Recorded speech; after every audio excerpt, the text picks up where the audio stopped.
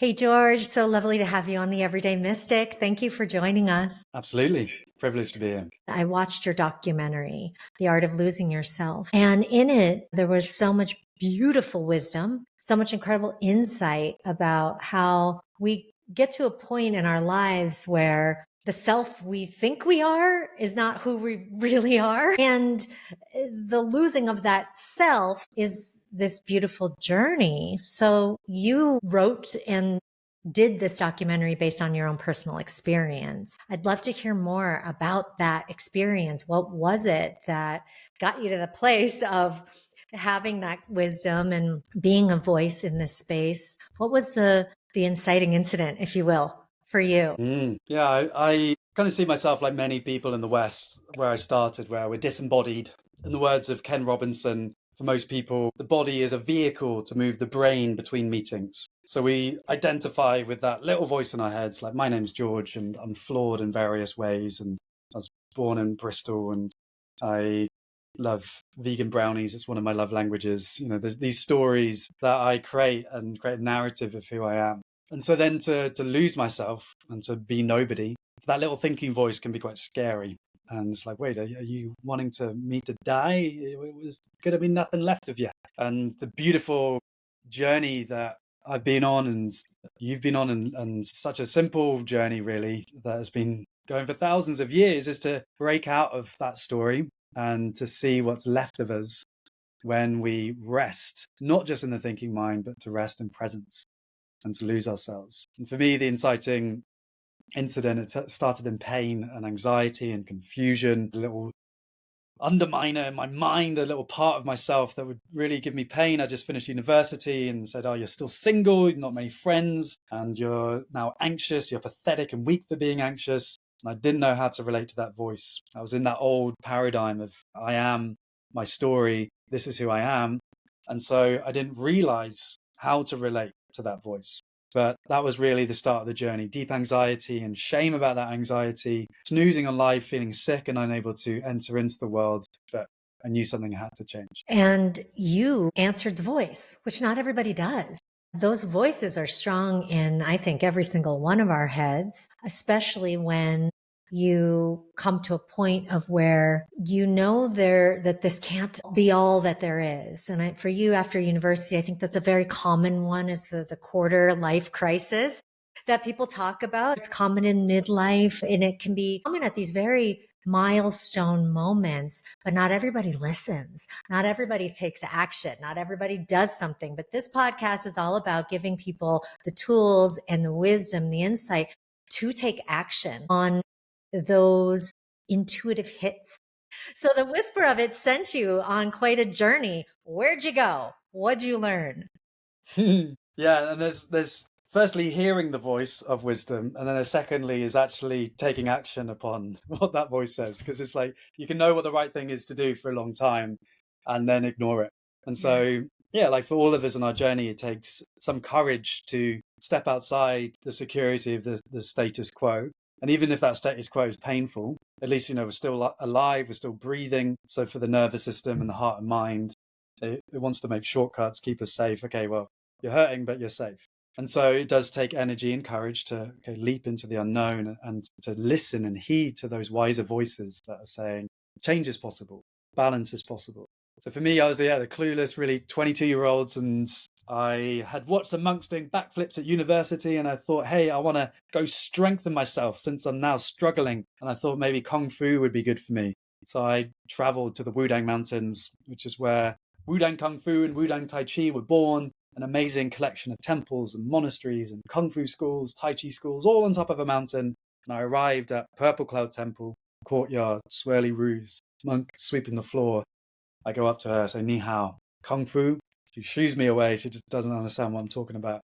I go to another monk. She's carrying tea. And I say, Ni hao, Kung Fu. I'm like, can I learn with you? And she just shoos me away. Yeah, it turns out I'd done my research badly. It was not a Kung Fu monastery, but an academic, female-only Taoist monastery. And I just turned up some clueless British guy, really not knowing what he was doing.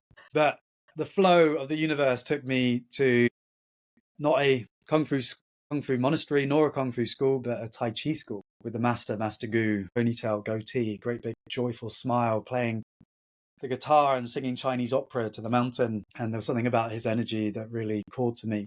Something about Tai Chi, which is so beautiful, Taoist philosophy and meditation. And really, yeah, I feel so blessed that I found these solutions.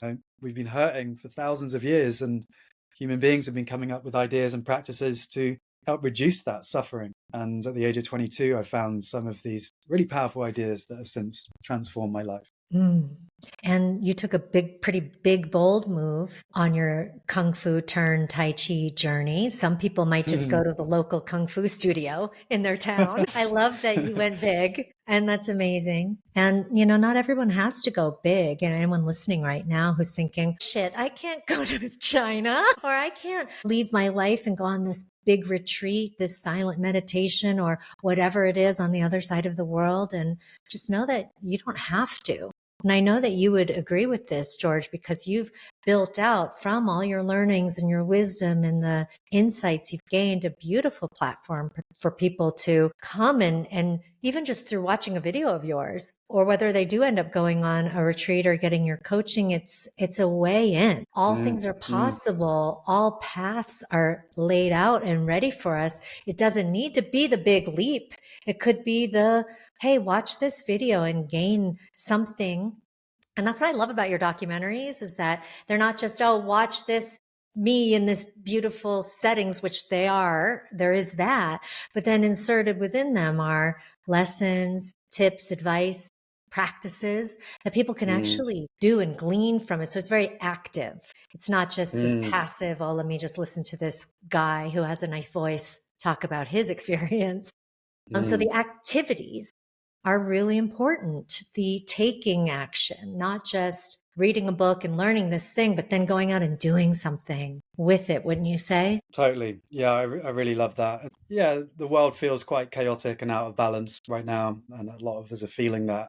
And we also live in a really exciting time where we have access to these teachings from all around the world, the best teachers. We run Taoist Wellness Online, which is now the biggest Tai Chi school in the world. Now Master Gu has so much of his teachings just available for anyone online. Some of my most powerful guides have been books that I've read, or a meditation course. I'm doing a course with Adi Shanti at the moment, and it's been very, very deep for me.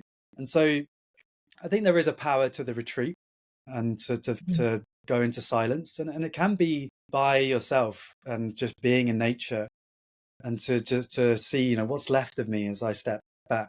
But it doesn't need to be the big, far away, fancy thing. It can be, the everyday simple, like 2 hours in a park and sit quietly and see what comes up for you. And really the spiritual journey is not one from here to there. Here's where we are, there's where we should be, enlightened and spiritual. The journey's from there, where we think we should be, to here, the life that is here. And that journey is paved with an emptying, isn't it? An emptying, or the losing of the ego self, or the self that you think is you, to that true center, that higher self, if we want to call it that.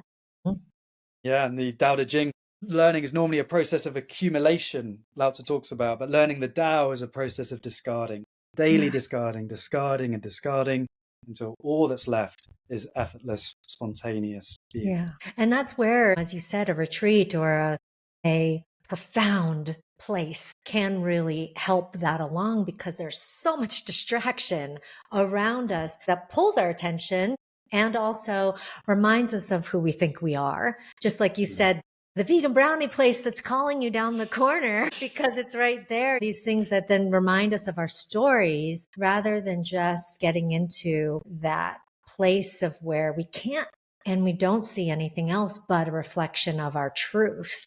So yes, going to those Wudang Mountains, or a place where you can, in the most way for you at this stage of your journey, lose yourself, is really beautiful. So what are some of the ways then that, for someone who's a city boy like you, coming from a place where they're maybe surrounded by their stories and their distraction, what are some of the ways that you might guide somebody just in those baby steps to start to lose themselves, but maybe not in the same big, bold way that you did. One of the most famous lines from the Tao Te Ching, the foundational text of Taoism, is a journey of 1,000 miles starts with a single step.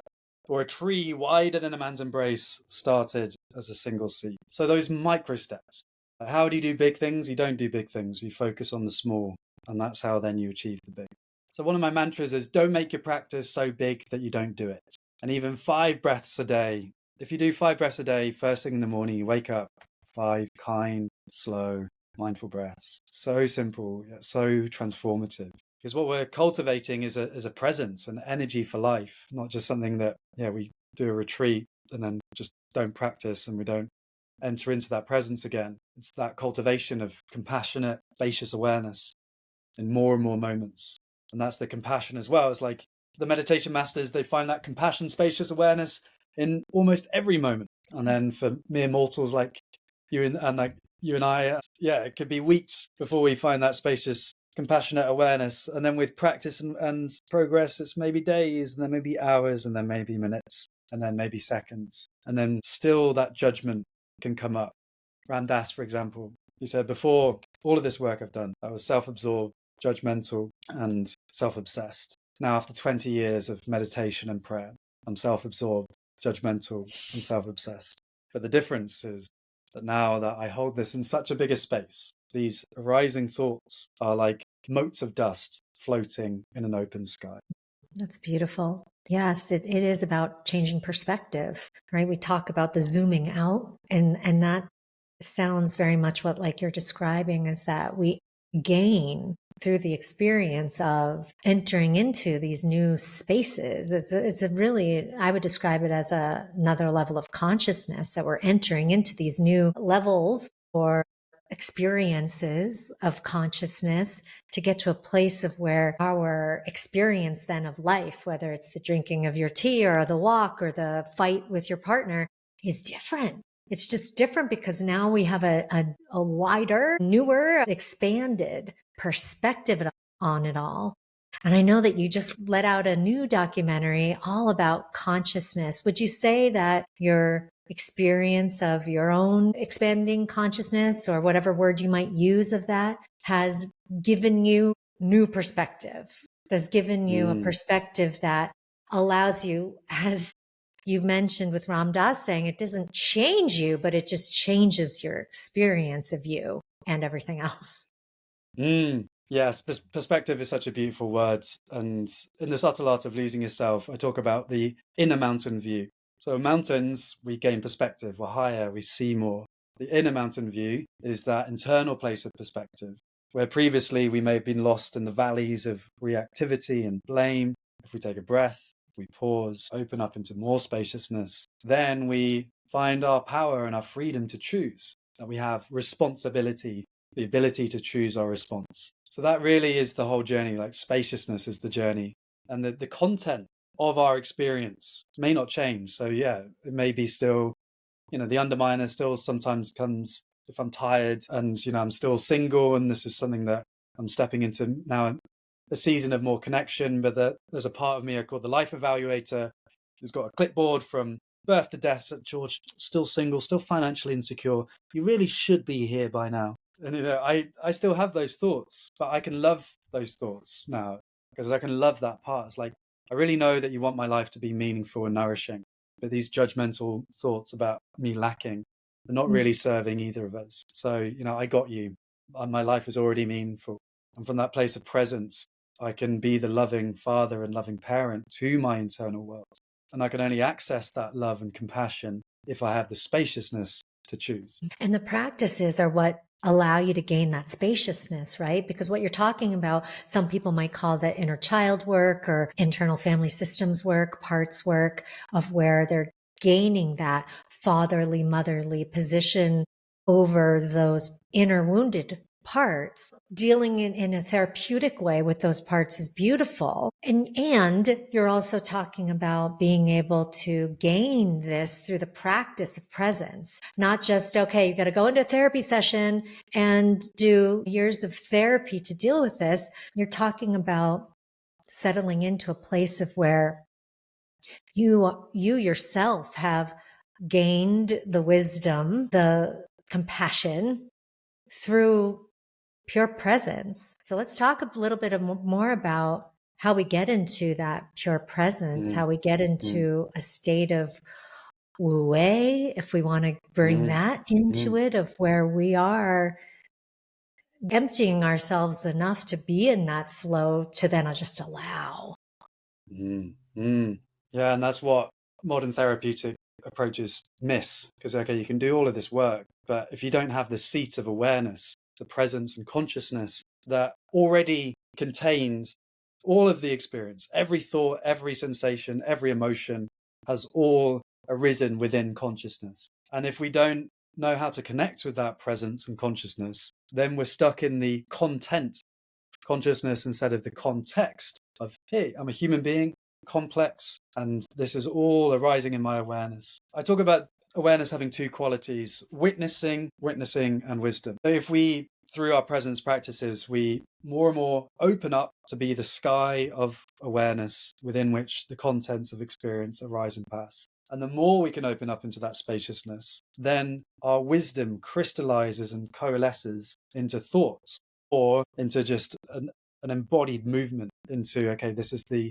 skillful action coming from this place of spacious awareness. So to make that more practical, an example, maybe, yeah, that nurturing of a part. Like previously, okay, we were in reactivity and, you're not good enough, whatever the story is.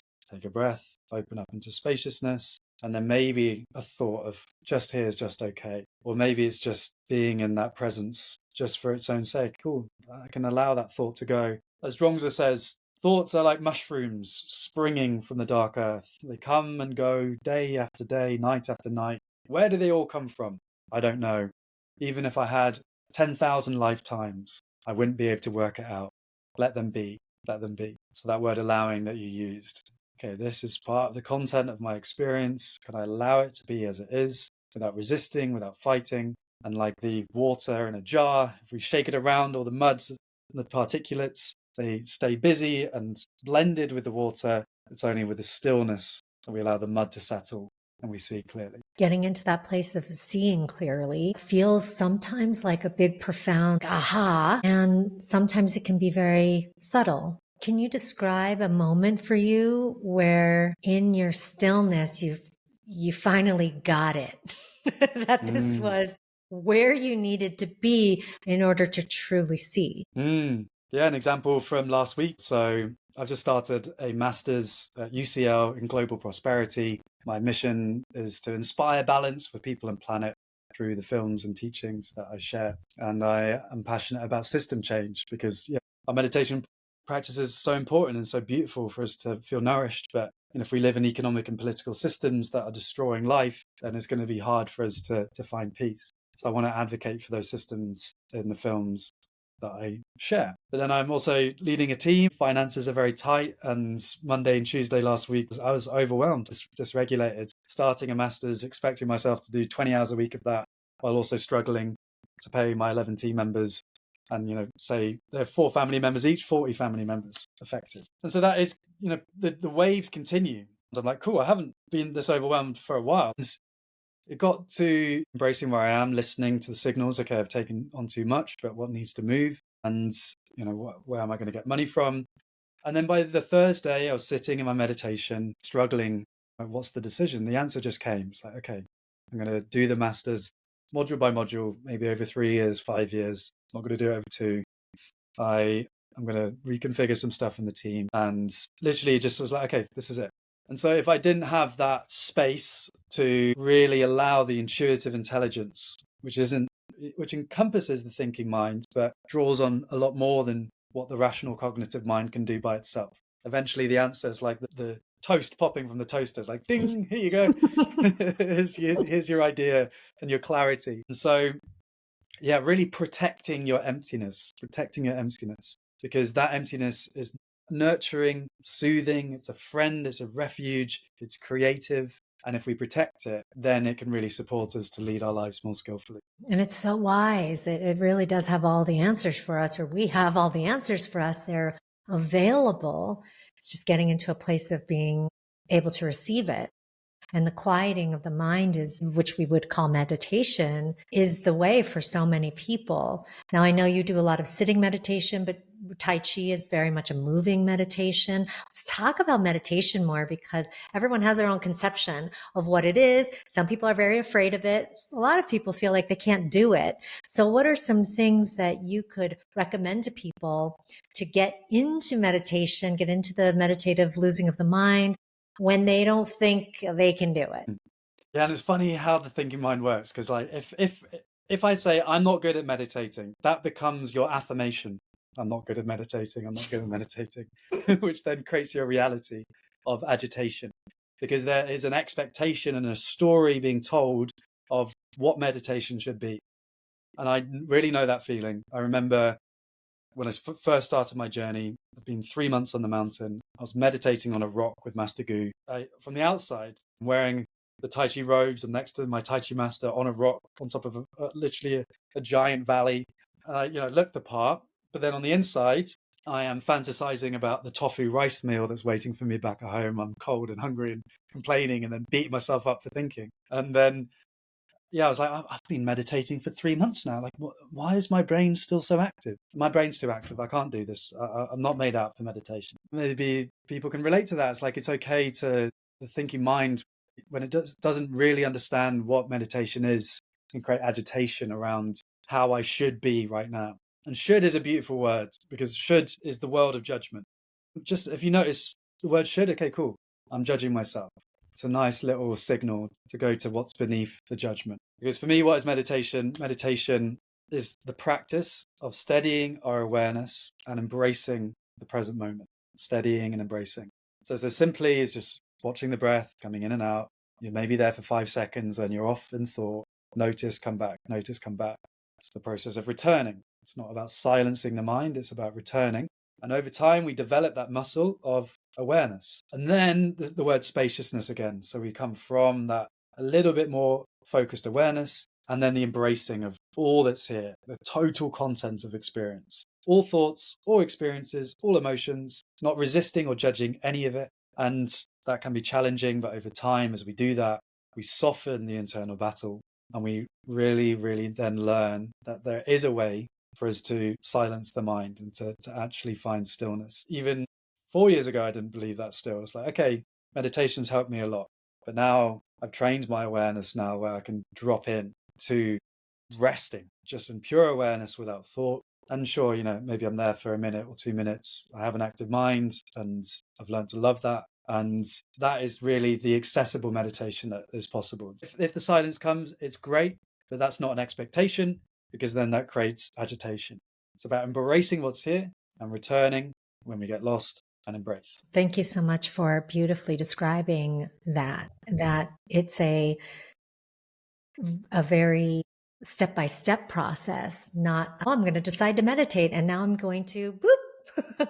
No mind. That you have that process of noticing and returning. And thank you for beautifully describing that. And then there's persistence in there that would need to be here in order for someone not to give up at that point of intrusions and agitations. Persistence, discipline, we could call it, are really important too. And non-judgment, because we can beat ourselves up for not being the good meditator or why isn't this working for me? I'm no good at this. The voice comes back. And yet the thing that we need to do is just continue on the path with all of the agitation, with all of the judgments, with all of the self-hatred, just bring it with you. It's okay, right? It's not about trying to shun these things or get rid of them. It's like, bring them along and allow them to be part of the journey, and then just see what happens. That to me is just a beautiful description of compassion, self-compassion that we get to. What are some final thoughts that you might have, George, for people today? It could be how they might get started on their journey, or might get pushed along or goaded on their journey. It might be just a point of wisdom or something that's coming through for you that you wish to share. We'll have all the links to the ways that people can connect to you, your platform, and the beautiful work that you're putting out in the world through your documentaries and videos. All those links will be in the show notes. But what final word would you like to leave for people? Well, I really appreciate you, and yeah, your joy, and you're funny, and it's that, I think that's often, yeah, the spiritual journey takes us to more lightness, and yeah, my favorite teachers have a great sense of humor, so I appreciate you. And yeah, I films and retreats and all the good stuff if you want to follow more with me. And then yeah, I think compassion, like, it's such a beautiful place to finish on, because that is really for me the core of all of this work. It's the embracing of the life that's here. And there's a beautiful move in Qigong and Tai Chi called tree trunk hugging. And it's an embrace. It's like hugging a great big beautiful tree in your midst. And there's often inviting a smile in the face as we do that. It's a beautiful practice. And sometimes we can think the spiritual journey is one of transcendence and ascending to the spiritual realm, which is above, or perfection, which is above, and leads to an escape or a bypass of this embodiment, this challenge of anxiety and depression and grief and loss and sorrow and all of it. And what I love about the embrace and the tree trunk hugging and the ideas of compassion is that really the journey, again, is not from here to there, here where I am, there where I should be, but from there where I think I should be to here, the life that is here. And so to really, can we welcome ourselves where we are, all parts, all emotions, all challenge, all joy. And in that embrace, we can find freedom. I feel more embraced and whole just being in your presence. And I know that the audience will too. Thank you so much for your beautiful insights and wisdom. Thank you for your presence. Yay! Yay! Beautiful. Yay!